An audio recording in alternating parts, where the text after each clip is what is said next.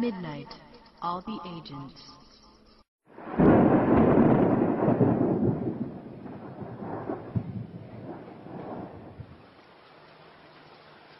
October 12th, 1985.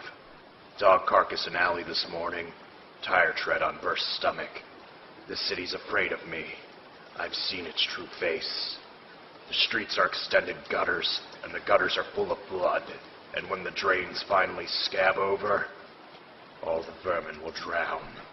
The accumulated filth of all their sex and murder will foam up about their waists, and all the whores and politicians will look up and shout, "Save us!" And I'll look down and whisper, "No." They had a choice, all of them. They could have followed in the footsteps of good men like my father or President Truman. Decent men who believed in a day's work for a day's pay. Instead, they followed the droppings of lechers and communists and didn't realize that the trail led over a precipice until it was too late. Don't tell me they didn't have a choice. Now the whole world stands on the brink, staring down into bloody hell. All those liberals and intellectuals and smooth talkers. And all of a sudden, nobody can think of anything to say.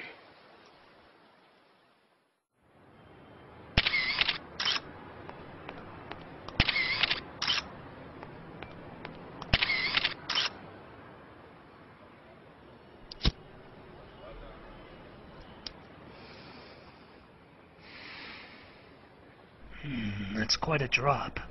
Yeah, poor guy. You know, I always wonder, you think you black out before you hit the sidewalk or what? Frankly, I don't need to know that bad. What do you think happened here? Well, it looks like someone broke in by busting this door down.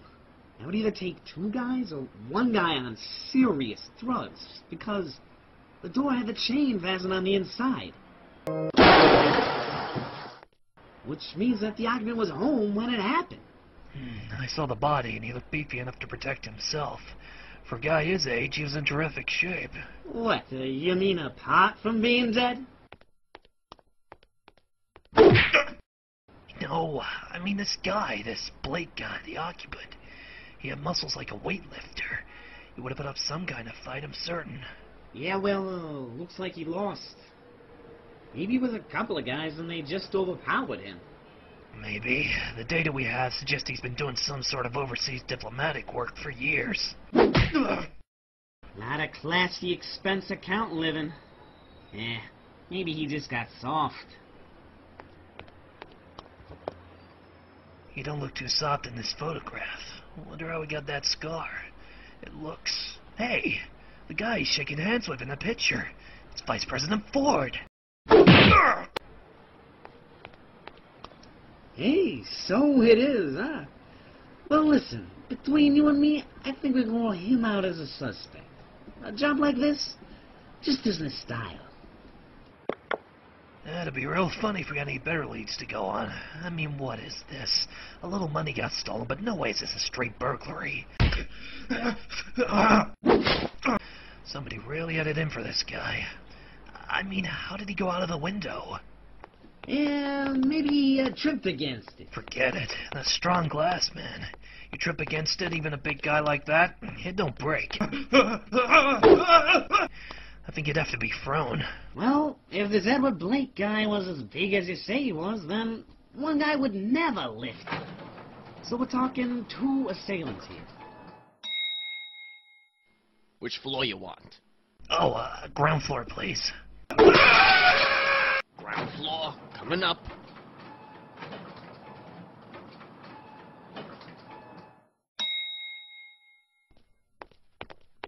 So look, you haven't answered my question. Is this a burglary, or do we look for some other motive?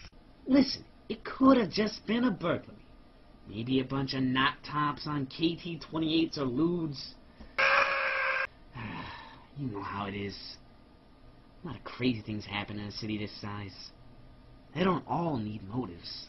So what you're saying is... I'm saying, let's not raise too much dust over this one. We don't need any masked Avengers getting interested and cutting in. Followed up discreetly, sure. But in public? Well, Let's say we let this one drop out of sight. I don't know. I think you take this vigilante stuff too seriously. Since the Keene Act was passed in '77, only the government-sponsored weirdos are active. They don't interfere. Screw that. What about Rorschach? Rorschach never retired, even after him and his buddies fell out of grace. Rorschach is still out there somewhere. He's crazier than a snake's armpit and wanted on 2 counts of murder 1. We got us a cozy little homicide here. If he gets involved, we'll be up to our butts in corpses. What's the matter? Nothing. Just a shiver. Must be getting a cold.